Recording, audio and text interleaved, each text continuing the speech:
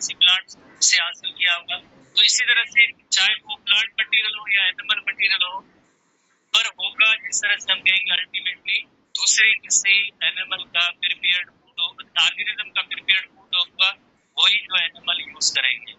Food की जरूरत क्यों पेश आती है? जैसे अगर आप देखिए फॉर एग्जाम्पल एक जनरल पॉइंट है कि लाइक जितना भी जैसे फूड मटेरियल वगैरह होते हैं वो कहाँ से, अल्टीमेट सोर्स ऑफ एनर्जी होता है सनलाइट।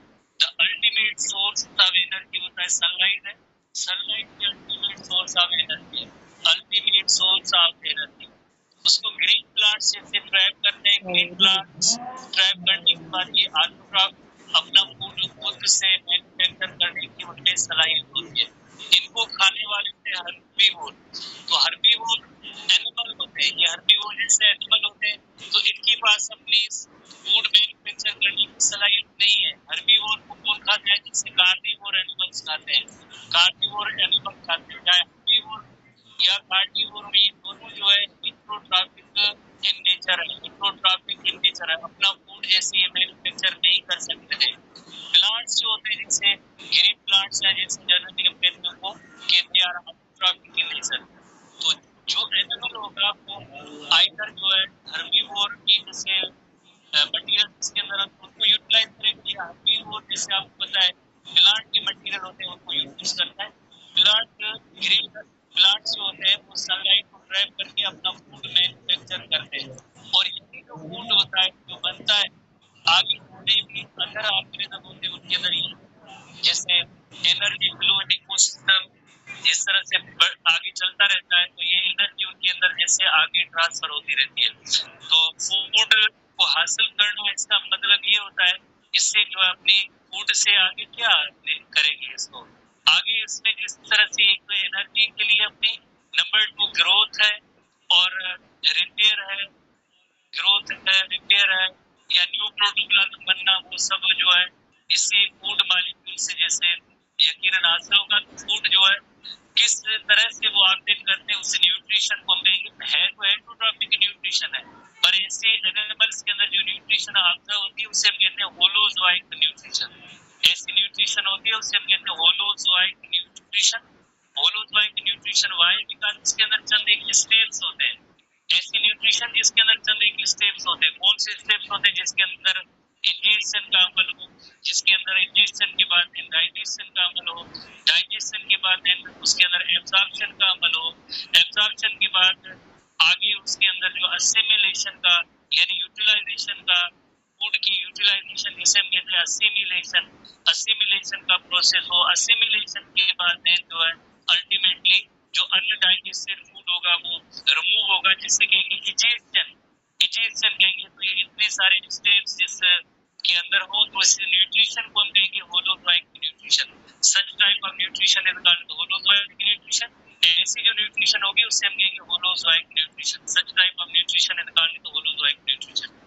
तो अब इसके भी बुक की पॉइंट्स को हम देखेंगे जरा कि होलोजोइक न्यूट्रिशन के हवाले से कौन कौन से पॉइंट्स हैं। जैसे शुरू में जैसे फूड के हवाले से जैसे एग्जाम्पल दिया गया है कि जैसे एक गाड़ी है उसको फ्यूल की जरूरत होती है, गाड़ी को फ्यूल की जरूरत होती है, तेल की जरूरत होती है, पेट्रोल की जरूरत होती है, डीजल की जरूरत होती है, फिर जो आगे वो गाड़ी चलेगी। इसी तरह से मूव करने के लिए लिविंग सेल को भी ऐसे फूड की सप्लाई चाहिए, लिविंग थिंग्स को फूड की सप्लाई चाहिए ताकि वो अपनी metabolic activities biological function perform करता रहे। तो उसके लिए जैसे फूड की सप्लाई, गाड़ी को फ्यूल की सप्लाई कंपेयर करेंगे तो लिविंग सेल को जैसे फूड की सप्लाई मिलेगी तो देन आगे उसके फंक्शन परफॉर्म होंगे। Through this process cells not only energy, इसी फूड से अपनी एनर्जी भी हासिल करेंगे, हीट मटेरियल जैसे प्लांट के मटेरियल होंगे वो भी हासिल करेंगे। किसके लिए? ताकि वो ग्रोथ भी हो, रिपेयर भी हो। ग्रोथ के लिए, रिपेयर के लिए फूड की जरूरत होती है। जैसे थोड़ी देर पहले हमने नोट किया कि एनिमल्स को जैसे फूड की क्यों जरूरत होती है, ग्रोथ के लिए, रिपेयर के लिए, प्रोटोप्लाज्म को बिल्ड करने के लिए, अपने स्ट्रक्चर्स को मेंटेन करने के लिए, अपने मेटाबॉलिक एक्टिविटीज को रेगुलेट करने के लिए हमेशा फूड की जरूरत होती है। The food organism consist of different substances, उन सब्सटेंसेस को हम कहेंगे न्यूट्रिएंट्स कहेंगे। These substances are called nutrients, जिन्हें हम न्यूट्रिएंट्स कहते हैं। which are essentially required by the protoplasm to perform the different biological function. Biological function perform करने के लिए जैसे पहले हमने नोट किया था कि फूड की सप्लाई होती है, अगर फूड की सप्लाई नहीं मिलेगी तो यकीनन ये होगा कि बायोलॉजिकल फंक्शन उस सेल के अंदर परफॉर्म नहीं होंगे। जो ऑटोट्रॉफ होते हैं दोनों वेरिएबल को अपना खुद से फूड मैन्युफैक्चर करने की सलाहियत होती है, पर हेटेरोट्रॉफिक की जो न्यूट्रिशन होती है जैसे वो ऐसे ऑर्गेनिज्म है जो किसी रेडीमेड फूड पे डिपेंड करते हैं। रेडीमेड फूड ये पहले से किसी ने प्रिपेयर किया हुआ उस पे डिपेंड करते हैं, जैसे कार्बोहाइड्रेट प्रोटीन वगैरह। प्लांट की कार्बोहाइड्रेट प्रोटीन जब हर्बीवोर उसको खाता है, प्लांट के जितने भी मटेरियल है वो एनिमल के अंदर आ गए। ये कार्निवोर जैसे हर्बीवोर हर्बीवोर के जितने मटेरियल है वो सब कार्निवोर के अंदर आ गए। तो being prepared by other organism, तो ऐसी न्यूट्रिशन को हम देंगे, ऐसी न्यूट्रिशन को हम देंगे हेटेरोट्रॉफिक न्यूट्रिशन जो अपना फूड मैन्युफैक्चर करने की उसके अंदर सलाहियत नहीं है, दूसरे किसी ऑर्गेनिज्म का प्रिपेयर्ड फूड यूटिलाइज करता है, जिसे हम कहते हैं हेटेरोट्रॉफिक न्यूट्रिशन। तो एनिमल्स के अंदर एक खास किस्म की न्यूट्रिशन होती है जिसे कहते हैं होलोजोइक न्यूट्रिशन।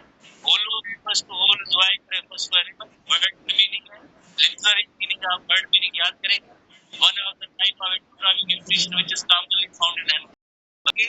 जो प्रोटोजोआ है जैसे अमीबा जैसे ऑर्गेनिज्म है उनके अंदर भी होलोजोइक न्यूट्रिशन होती है। अमीबा है उसके अंदर भी होलोजोइक न्यूट्रिशन होती है। नाम पकड़ एनिमल्स पर अमीबा जैसा ऑर्गेनिज्म है उसके अंदर भी होलोजोइक न्यूट्रिशन होती है। उसके कौन से स्टेप्स होते हैं, जैसे इंजेक्शन है। इंजेक्शन का मतलब है जैसे फूड को इंटेक करना, चाहे फूड सॉलिड हो या लिक्विड हो, इंटेक करें तो उसे हम कहेंगे इंजेक्शन कहेंगे। इंजेक्शन के बाद जैसे डाइजेशन है, एब्जॉर्प्शन है, असिमिलेशन और इंजेक्शन है, ये सारे होलोजोइक न्यूट्रिशन के स्टेप्स होते हैं। कोई भी जिस तरह होलोजोइक न्यूट्रिशन होगी तो उसके अंदर ये सारे स्टेप्स होते हैं, इंजेक्शन, डाइजेशन, एब्जॉर्प्शन, असिमिलेशन और इंजेक्शन। तो इस अमल को जैसे ऐसी न्यूट्रिशन को कहेंगे holozoic nutrition. Such type of nutrition is called holozoic nutrition, जिसके अंदर ये सारे स्टेप्स होते हैं। जैसे अगर हम एक छोटी इलस्ट्रेशन बनाते हैं कि जैसे ये फिश है तो इसके अंदर जैसे होलोजोइक न्यूट्रिशन किस तरह से ऑब्जर्व हो सकती है, हम एक छोटी सी इलस्ट्रेशन यहाँ पे बनाते हैं। इलस्ट्रेशन के हवाले से अगर आप देखिए डाइजेस्टिव ट्रैक्ट बनाते हैं, डाइजेस्टिव ट्रैक्ट कंप्लीट होता है एक एंड पे माउथ और दूसरे एंड पे जैसे एनस है। माउथ के जरिए जैसे फूड पार्टिकल्स जो इंटर होते हैं, बड़े फूड पार्टिकल्स फूड है, तो इसकी एंट्री के अमल को हम कहते हैं इंजेक्शन कहते हैं। नंबर 1 स्टेप जो है इन्वायरमेंट से फूड जब ये इंटेक करते हैं तो इस प्रोसेस को हम कहते हैं इंजेक्शन। इंजेक्शन कहते हैं नंबर 1 स्टेप।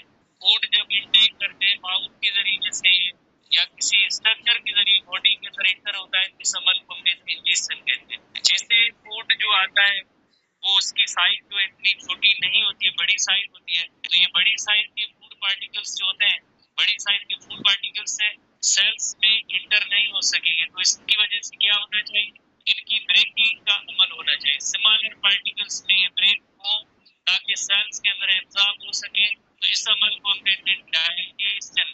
दूसरा जो स्टेप होगा होलोजोइक न्यूट्रिशन का अमल को हम कहेंगे डाइजेशन कहेंगे। Breaking off the large complex food into simpler smaller food molecule by the action of enzymes called digestion. उस अमल को हम कहते हैं डाइजेशन कहते हैं। जैसे फूड डाइजेस्ट होगा उसके बाद जैसे यूरोवेरिकल ये डाइजेस्ट फूड होगा, डाइजेस्टिव ट्रैक्ट से निकल के फ्लूइड्स के अंदर शामिल हो जाता है, तो इस अमल को हम कहते हैं एब्जॉर्प्शन। इस अमल को हम कहते हैं एब्जॉर्प्शन। इस प्रोसेस को हम कहते हैं एब्जॉर्प्शन। वरना डाइजेस्टेड फूड जो है दूसरे एंड से पास आउट हो जाएगी, उसके लिए जरूरी है कि जो फूड डाइजेस्ट हुआ है वो सब एब्जॉर्ब भी हो, फ्लूइड्स के अंदर शामिल हो। फ्लूइड्स के अंदर शामिल होने के बाद आगे उसका इस्तेमाल भी होना जरूरी है। इस्तेमाल होगा, इस डाइजेस्टेड फूड की आगे यूटिलाइजेशन होगी, सेल के अंदर इस फूड की यूटिलाइजेशन होगी। सेल के अंदर जो यूटिलाइजेशन का अमल होता है, utilization of food is called assimilation. Assimilation, assimilation का मतलब है कि फूड का पर्पस क्या है, फूड को खाते क्यों है। तो आपको पता है कि थोड़ी देर पहले हमने पढ़ा था कि फूड का इस्तेमाल आगे ये हो सकता है एनर्जी, उसमें ग्रोथ के लिए, रिपेयर के लिए, प्रोटोप्लाज्म को बिल्ड करने के लिए, अपने स्ट्रक्चर को मेंटेन करने के लिए, मेटाबॉलिक फंक्शन को रेगुलेट करने के लिए एनर्जी की जरूरत होती है। तो ये फूड आगे सेल्स के अंदर अल्टीमेटली इस्तेमाल होगा। तो उस जो डाइजेस्ट नहीं हो सके वो थे undigested food material. Undigested food material इसकी रिमूवल हो, बॉडी से रिमूवल हो, तो इस अमल को हम कहते हैं नंबर 5 इज द इंडिजेशन। पांचवें स्टेप को हम कहते हैं इंडिजेशन कहते हैं। तो इस तरह से किसी भी होल लाइक न्यूट्रिशन के ऐसे 5 स्टेप्स होते हैं। नंबर 1 जैसे indigestion, number 2 is the digestion, number 3 is the absorption, number 4 is the assimilation and number 5 is the indigestion. ठीक है, ये 5 इस तरह से स्टेप्स होते हैं होलोलाइक न्यूट्रिशन के। तो आपने वेरी सिंपल इलस्ट्रेशन के जरिए सीखा कि शुरू में जैसे एनवायरनमेंट से फूड जो इंटेक होता है उस अमल को हम इंडिजेशन कहेंगे। उस वक्त फूड इतना बड़ा होता है कि वो सेल्स के अंदर डायरेक्टली इंटर नहीं हो सकता है। जैसे उस वजह से कौन सा दूसरा स्टेप जरूरी था, उसकी वजह से डाइजेशन ऑफ फूड जरूरी था। डाइजेशन होने के बाद देन जो है फूड बॉडी फ्लूइड के अंदर, ब्लड के अंदर एब्जॉर्ब हो गया, उस अमल को हम कहेंगे एब्जॉर्प्शन। एब्जॉर्ब होने के बाद सेल्स के अंदर जो है इसकी यूटिलाइजेशन हुई है, इस्तेमाल हुआ है, इस्तेमाल के अमल को हम कहेंगे असिमिलेशन।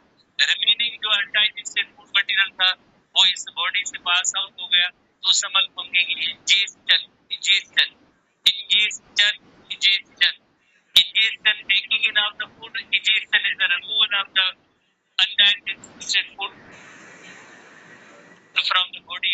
जिसके 5 जो डेफिनेशंस है आपने इन्हें याद करना है। 5 ये जो डेफिनेशन है, आगे जो नेक्स्ट हेडिंग के अंदर इनकी डेफिनेशंस आ रही हैं, इन 5 डेफिनेशंस को हम याद करेंगे। ह्यूमन बीइंग का आगे हम डाइजेस्टिव सिस्टम भी पढ़ेंगे। तो ह्यूमन बीइंग के अंदर भी जैसे ऐसी होलोलाइक न्यूट्रिशन है, माउथ के जरिए से फूड इंटेक होता है, देन डाइजेस्टिव ट्रैक्ट में आया, डाइजेस्टिव ट्रैक्ट में आने के बाद यहाँ पे वेरियस सेक्शन के अंदर इसकी डाइजेशन का अमल होगा, देन एब्जॉर्प्शन का अमल होगा, एब्जॉर्प्शन के बाद इसका इस्तेमाल होगा, जो अनडाइजेस्टेड फूड मटेरियल होगा वो बॉडी से पास आउट हो जाएगा। तो ये भी एक ह्यूमन बीइंग के अंदर भी डाइजेस्टिव सिस्टम जो होता है वो उसके अंदर होलोलाइक न्यूट्रिशन होती है, होलोलाइक न्यूट्रिशन का अमल होता है। अब हम इंजेक्शन में आते हैं। इंजेक्शन कौन सा प्रोसेस है? Taking in of food, taking in of food into the cell body is called injection. Unicellular organism जैसे अमीबा, उसके अंदर भी इंजेक्शन का अमल होता है। यार ये जैसे सेल के अंदर, in case of unicellular organism, multi cellular organism जैसे ह्यूमन बीइंग माउथ के जरिए जैसे फूड इंटेक करते हैं, उस अमल को कहेंगे इंजेक्शन कहेंगे। It takes place either through cell surface, cell surface. हम अमीबा का एग्जांपल लेंगे, अमीबा का एग्जांपल लेंगे, उससे जो फूड इंटेक हो सकता है। और थ्रू स्पेसिफिक ओपनिंग जैसे ह्यूमन बीइंग का हम एग्जांपल लेंगे, ह्यूमन बीइंग की एग्जांपल लेंगे, उसके अंदर जैसे ओपनिंग इस माउथ से, उसके जरिए हम इंजेक्शन और टेकिंग इन ऑफ फूड का प्रोसेस करते हैं। इसी तरह से डाइजेशन है। डाइजेशन की very simple definition, large complex insoluble food molecule होते हैं, वो जैसे वेरी सिंपल लार्ज की बजाय वो इस्तेमाल हो जाए, और इसी तरह से कॉम्प्लेक्स के बजाय वो सिंपल हो जाए, और इसी तरह से जो है इनसॉल्युबल की जगह वो सॉल्युबल हो जाए। ये सारी चीजें होगी तो देन जो आगे सेल्स के अंदर जैसे वो ये फूड इंटर हो सकेगा। लार्ज होगा तो सेल की साइज तो जैसे छोटी है, और जो फूड मॉलिक्यूल होते हैं वो बड़े होते हैं, तो इसके अंदर जो पास नहीं हो सकेंगे। उसके लिए कौन सा प्रोसेस होना चाहिए? डाइजेशन का होना चाहिए। डाइजेशन आपको ये फूड होगा तो देन ये जो सेल के अंदर इंटर हो सकता है।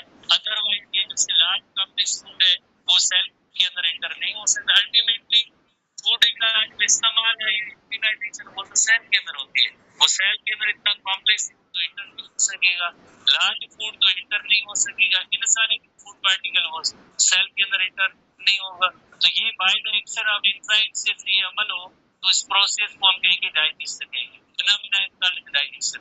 The process of breaking down of complex non diffusible food into simple और diffusible molecules that may be incorporated into the metabolism. आगे सेल के अंदर मेटाबॉलिज्म का इस्तेमाल हो सके फूड का, तो conversion process takes place chemically. Chemically का मतलब है एंजाइम्स की मदद से, या मैकेनिकली जैसे investigation of food, churning action है जीआईटी के अंदर, ये सारा मैकेनिकल डाइजेशन और केमिकल डाइजेशन आगे टाइप पढ़ेंगे, पर सिंपली आपको ये डाइजेशन की डेफिनेशन जैसे नोट करनी है। एब्जॉर्प्शन का मतलब है कि जो फूड डाइजेस्ट हुआ है वो आगे कहा जाएगा डाइजेस्ट हुआ, यकीनन आगे एब्जॉर्ब होगा। सॉल्युबल फूड मॉलिक्यूल जो है डाइजेस्टिव ट्रैक्ट के अंदर जैसे पास होके फ्लूइड के अंदर शामिल होंगे ताकि उनकी फर्दर यूटिलाइजेशन हो सके, किसके अंदर यूटिलाइजेशन हो सके, मेटाबॉलिक एक्टिविटीज के अंदर। तो इस प्रोसेस को हम कहेंगे एब्जॉर्प्शन कहेंगे। अब जो मेटाबॉलिक एक्टिविटीज जो होंगी वो है assimilation. Utilization of the absorbed food molecule during the metabolic process is called assimilation. Remaining जो अनडाइजेस्टेड फूड मटेरियल था, रिमेनिंग जो अनडाइजेस्टेड फूड मटेरियल था वो रिमूव हो जाएगा बॉडी से, उसे हम कहते हैं removal of undigested food molecule is called digestion कहेंगे। उसके बाद इसके डाइजेशन के दो टाइप हम पढ़ेंगे। एक टाइप है इंट्रा सेल्यूलर डाइजेशन और दूसरा होता है एक्स्ट्रा सेल्यूलर डाइजेशन। जैसे हम एक एग्जाम्पल लेंगे, अमीबा का एग्जाम्पल लेंगे, थोड़ी देर के बाद हम इसका डिटेल में जैसे डिस्कशन भी मौजूद है अमीबा के हवाले से कि अमीबा के अंदर किस तरह से जो अमीबा के हवाले से किस तरह से उनके अंदर न्यूट्रिशन का प्रोसेस होता है। जैसे ये फूड मॉलिक्यूल है, कोई भी जैसे फूड मॉलिक्यूल है अमीबा के हवाले से अगर आप देखें, आपने पढ़ा होगा, उसके पास एक फिंगर लाइक प्रोजेक्शंस होती है, जिन्हें हम कहते हैं सूडोपोडिया कहते हैं। तो सूडोपोडिया की मदद से जैसे इस फूड को इंटेक करता है, ये जो स्ट्रक्चर बनती है, कप लाइक स्ट्रक्चर बनती है, जिसके जरिए जैसे फूड इसकी बॉडी के अंदर आएगा, तो इस कप लाइक स्ट्रक्चर को हम कहते हैं food cup. This is called food cup, जिसे हम कहते हैं फूड कप। तो सूडोपोडिया की मदद से ये फूड को इनगल्फ करेगा।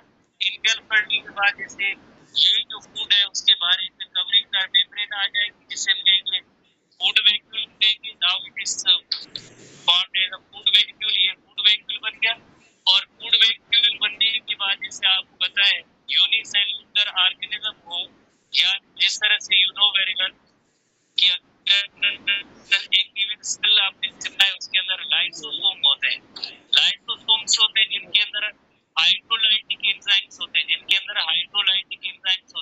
लाइसोसोम्स के अंदर हाइड्रोलाइटिक एंजाइम्स होते हैं जो इस बड़े फूड मॉलिक्यूल को ब्रेक करने का जैसे काम करते हैं। तो ये की जो आप इसमें फ्यूजन होगी एंजाइम्स रिलीज होकर इस फूड में एक्ट करेंगे। अल्टीमेटली जो है ये जो फूड है कॉम्प्लेक्स फूड जो वेरी सिंपल फॉर्म में कन्वर्ट हो जाएगा, चेंज हो जाएगा, जिससे फूड मॉलिक्यूल ब्रेक होके वेरी सिंपल सब्सटेंस में ब्रेक होगा। फूड की जैसे डाइजेशन होगी, फूड की जो डाइजेशन होगी मुकम्मल इस फूड वैक्यूल के अंदर होगी। इनसाइड फूड वैक्यूल होगी। फूड वैक्यूल के अंदर डाइजेशन होने के बाद यू नो वेरी वेल आगे ये जो है एब्जॉर्प्शन भी होगी। इस साइटोप्लाज्म के अंदर जो है इसका एब्जॉर्प्शन का भी अमल होगा। एब्जॉर्प्शन अमल होने के बाद इस पूरे साइटोप्लाज्म के अंदर इसकी डिस्ट्रीब्यूशन होगी। अनडाइजेस्टेड फूड मटेरियल होगा, वो मेम्ब्रेन फ्लूइड के जरिए जैसे अनडाइजेस्टेड फूड मटेरियल इसकी रिमूवल होती है। तो पूरा जो प्रोसेस है, अमीबा के अंदर जो है डाइजेशन का अमल हुआ है वो जस्ट इनसाइड सेल हुआ है। इंट्रासेल्युलर डाइजेशन जो सिर्फ एक सिंगल सेल के अंदर ही अमल हुआ है, तो इससे मिलती है इंट्रासेल्युलर डाइजेशन। यानी एंजाइम्स जो रिलीज हुए वो एंजाइम्स जो है सेल के अंदर ही, जैसे साइटोप्लाज्म के अंदर ही जो एक आर्किल मौजूद है जिसका नेम है लाइसोसोम। इसके अंदर सारे एंजाइम्स मौजूद थे और देन ये एंजाइम किस पे हमने एक्ट किया, फूड पे एक्ट किया।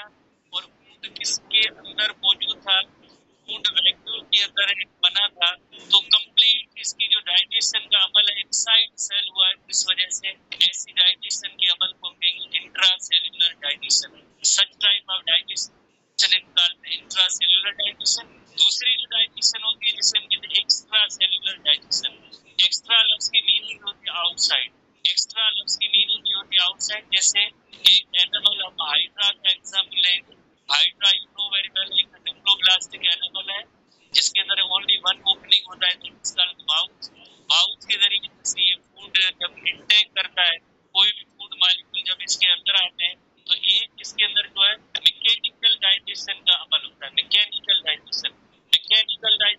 दूसरा एक डाइजेशन होता है chemical digestion.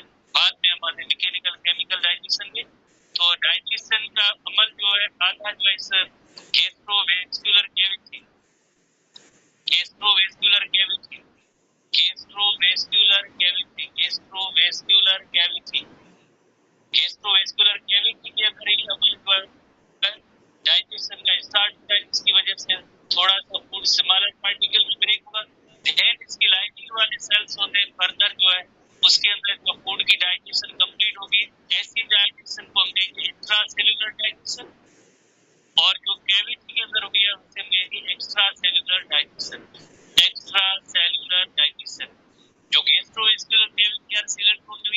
Intra cellular digestion होगी, लाइनिंग वाले सेल्स होते हैं उनके अंदर होगी। तो ऐसे हाइड्रा के अंदर दोनों किस्म की डाइजेशन होती है। यहाँ पे हमने कंपेयर किया है कि इंट्रा और एक्स्ट्रा सेल्यूलर डाइजेशन में क्या फर्क हुआ। Intracellular within cell, extracellular outside the cell. Outside the cell कहाँ पे? Outside the cell in gastrovascular cavity. Extracellular जो डाइजेशन का अमल होगा, एक्स्ट्रा सेल्यूलर डाइजेशन का जो अमल होगा, एक्स्ट्रा सेल्यूलर डाइजेशन। एक्स्ट्रा की मीनिंग होती है outside, outside cell. Cellular refers to cell, ऐसी डाइजेशन जो सेल से बाहर हो। किसी जैसे ह्यूमन बीइंग का एग्जांपल लेंगे, अदर एनिमल्स का एग्जांपल लें तो गट या डाइजेस्टिव ट्रैक्ट, डाइजेस्टिव ट्रैक्ट के अंदर होती है extra cellular digestion, digestive tract के अंदर हो रही है। और जो इंट्रा सेल्यूलर डाइजेशन होती है, या हाइड्रा की केस में आप जैसे देखिए, उसे कहते हैं सीलेंट्रोन। सीलेंट्रोन या गैस्ट्रोवेस्कुलर कैविटी, गैस्ट्रोवेस्कुलर कैविटी के अंदर जो डाइजेशन हो रही है वो एक्स्ट्रा सेल्यूलर डाइजेशन है। Intracellular digestion, that digestion takes place inside the cell, cell के जो अंदर होती है उसे कहते हैं इंट्रा सेल्यूलर डाइजेशन। ये जो डाइजेशन का अमल है इस कैविटी के अंदर हुआ या ह्यूमन बीइंग के अंदर आप देखेंगे डाइजेस्टिव सिस्टम के अंदर, माउथ के अंदर थोड़ी बहुत डाइजेशन, स्टमक के अंदर, स्मॉल इंटेस्टाइन के अंदर कंप्लीट डाइजेशन, तो वो उस कैविटी के अंदर होती है। गैस्ट्रोवेस्कुलर कैविटी या गट के अंदर जैसे हो तो उसे कहते हैं extra cellular digestion, extra cellular digestion. तो अब हम आते हैं पॉइंट्स पे, आते हैं एसटीपी बुक की पॉइंट्स में कि इंट्रा और एक्स्ट्रा सेल्यूलर डाइजेशन में कौन कौन से जैसे हमारे बुक के अंदर पॉइंट्स को मेंशन किया गया है। जैसे नंबर 1 जैसे देखिए intracellular digestion, single cell organism like protozoa commonly taken food particles present in their environment through cell surface or plasma membrane, और then जो this process of digestion take place inside the cell। Amoeba के अंदर पूरा digestion का process cell के अंदर हुआ। Such organisms do not release their digestive enzyme outside the cell, सब उसी फूड वेहिकल के अंदर जैसे एंजाइम रिलीज हुए। उसके बाद क्या हुआ? This kind of digestion is termed as intracellular digestion. ऐसी डाइजेशन का से हम कहेंगे इंट्रासेल्युलर डाइजेशन। तो थोड़ी देर पहले एक इलस्ट्रेशन भी जैसे नोट की थी, जैसे आप देखें जैसे माइक्रोब्स होते हैं, अमीबा का फूड होता है, प्लाज्मा मेम्ब्रेन की सरफेस के अंदर आए तो उसके रिजल्ट में एक वैक्यूल बन गया। देन लाइसोसोम होते हैं, उनके एंजाइम इस फूड वैक्यूल में एक्ट करेंगे। फूड स्मॉलर पार्टिकल में ब्रेक हुआ, ये आगे जो एब्जॉर्ब हो जाएंगे, अनडाइजेस्टेड फूड पार्टिकल होंगे दूसरे एंड से यहाँ से रिमूव हो जाएंगे। तो ये एक इंट्रासेल्युलर डाइजेशन का एग्जांपल हुआ जो हमने थोड़ी देर पहले पढ़ा था। एक्स्ट्रा सेल्युलर डाइजेशन जिस तरह से राउंड हुआ हमने इंसेक्ट, मैमल, ह्यूमन बीइंग, इन सब के अंदर जैसे extra cellular digestion, digestive tract या एलिमेंट्री कैनाल या गट आप जिसे कहें, या जिस तरह से सीलेंट्रोफाइलम के अंदर सीलेंट्रोन और गैस्ट्रोवेस्कुलर कैविटी थोड़ी देर पहले पढ़ा था, उनके अंदर जैसे डाइजेशन का अमल हो उसे हम कहेंगे extracellular digestion. They can not take up to their cells directly, food directly cell के अंदर दाखिल नहीं हो सकता क्योंकि फूड की साइज जो होती है बड़ी होती है। तो पहली डाइजेशन का जो पहला स्टेप है वो इधर गट के अंदर होना चाहिए, डाइजेस्टिव ट्रैक्ट के अंदर होना चाहिए। फूड जो ब्रेक वो स्मॉलर पीस में देन जो एब्जॉर्ब, ठीक है, since the size of the food particle is too large to be taken up by the cells, इसी वजह से तो हमने पहले ही नोट किया था डाइजेशन की जरूरत पड़ती है बिकॉज सेल्स के अंदर बिगर साइज के फूड पार्टिकल डायरेक्टली एंटर नहीं हो सकते, इस वजह से इनकी ब्रेकिंग का अमल जरूरी होता है। While the food remains outside the cell in their gut, यानी फूड कहाँ पे मौजूद है? गट के अंदर, और गट के अंदर एंजाइम्स रिलीज होते हैं, जो एंजाइम सीक्रेटिंग सेल्स मौजूद है, जैसे हमारे सलाइवा के अंदर माउथ से स्टार्ट होते हैं, माउथ के अंदर सलाइवा रिलीज होती है, उसके अंदर भी एंजाइम है, स्टमक के अंदर भी एंजाइम है, स्मॉल इंटेस्टाइन के अंदर भी एंजाइम है। तो वेरियस सेक्शन के अंदर ऐसे एंजाइम्स रिलीज होते रहेंगे और फूड की जो है अल्टीमेटली डाइजेशन हो जाएगी। जब फूड सिंपल सब्सटेंसेस में कन्वर्ट हो जाएगा तो इस तरह की जो डाइजेशन के अमल को हम कहेंगे एक्स्ट्रा सेल्युलर डाइजेशन। जैसे हमने थोड़ी देर पहले एग्जांपल लिया था, हाइड्रा का लिया था। हाइड्रा जितने हैं ओनली वन ओपनिंग माउथ, उसके जरिए जब ये फूड इंटेक करते हैं तो गैस्ट्रोवेस्कुलर कैविटी के अंदर इस फूड की जो है डाइजेशन होती है। आधा बहुत फूड इस कैविटी के अंदर रिमेनिंग जो फूड होता है, ये लाइनिंग वाले जो सेल्स होते हैं ये हाइड्रोलाइटिक एंजाइम प्रोड्यूस करेंगे और उधर ही गैस्ट्रोवेस्कुलर कैविटी के अंदर इसको डाइजेस्ट करेंगे। रिमेनिंग जो फूड की जो डाइजेशन डाइजेशन होगी वो छोटा जब थोड़ा फूड हो जाएगा दिली सेल्स के अंदर दाखिल होगा, ये फूड पार्टिकल देरी सेल के अंदर दाखिल होंगे, देन सेल के अंदर भी जैसे लाइसोसोम्स वाली स्ट्रक्चर मौजूद है, फर्दर उसको जो है इंट्रा सेलुलर डाइजेशन का भी अमल हो सकता है। आगे हम और भी दो कैटेगरी पढ़ेंगे, एक मैकेनिकल डाइजेशन है और दूसरी है केमिकल डाइजेशन। एक डाइजेशन है जिसे हम कहेंगे मैकेनिकल डाइजेशन, दूसरी है केमिकल डाइजेशन। वर्ड से दायरे केमिकल डाइजेशन, केमिकल्स यानी एंजाइम्स की मदद से जो डाइजेशन होती है उसे हम कहते हैं केमिकल डाइजेशन। जैसे डाइजेशन की डेफिनेशन हमने क्या पढ़ी थी, large complex insoluble food substances या नॉन डिफ्यूजिबल फूड सब्सटेंसेस होती है वो स्मॉल सिंपल और सॉल्युबल सब्सटेंसेस में कन्वर्ट हो जाए तो इस अमल को हम कहते हैं डाइजेशन कहते हैं। अगर ये अमल जो through the action of enzyme, through the action of chemicals होता है तो उससे डाइजेशन को हम कहेंगे केमिकल डाइजेशन। अगर ये जिस तरह से मैकेनिकल और फिजिकल प्रोसेस के जरिए होता है उसे हम कहेंगे जैसे मैकेनिकल डाइजेशन। जैसे मेस्टिकेशन, च्यूइंग एक्शन है, चर्निंग एक्शन इन स्टमक, ये सारे जो है फिजिकल मैकेनिज्म है और ऐसी डाइजेशन को हम कहेंगे मैकेनिकल डाइजेशन कहेंगे।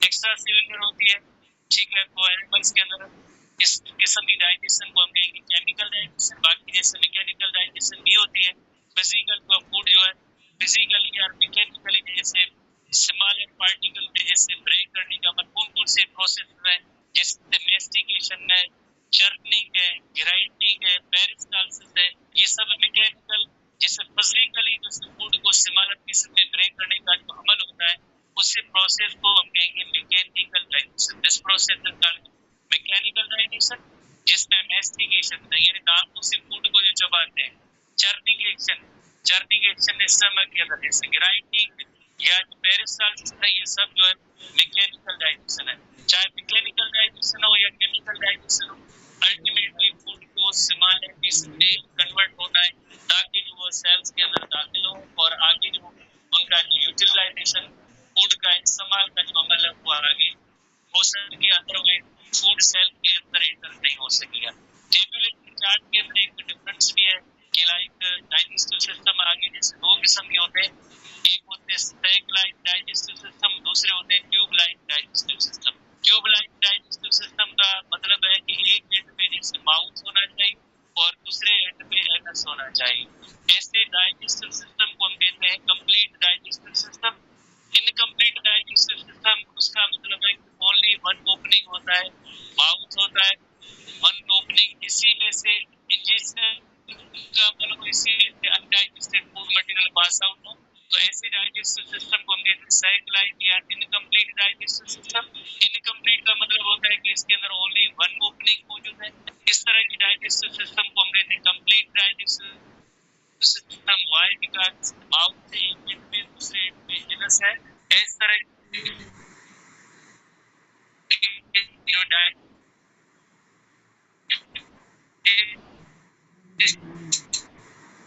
सिस्टम को हम कहेंगे ट्यूब लाइक, और ये जो है ट्यूब लाइक, इसका जो चेंज हो गया है, हेडिंग चेंज हो गई इसकी। एनिमल के two openings are like digestive system. ये कैसे चार्ट बनाया है, चलो हम फर्दर नेक्स्ट क्लास के अंदर इसको दोबारा से डिस्कस करेंगे। Yes number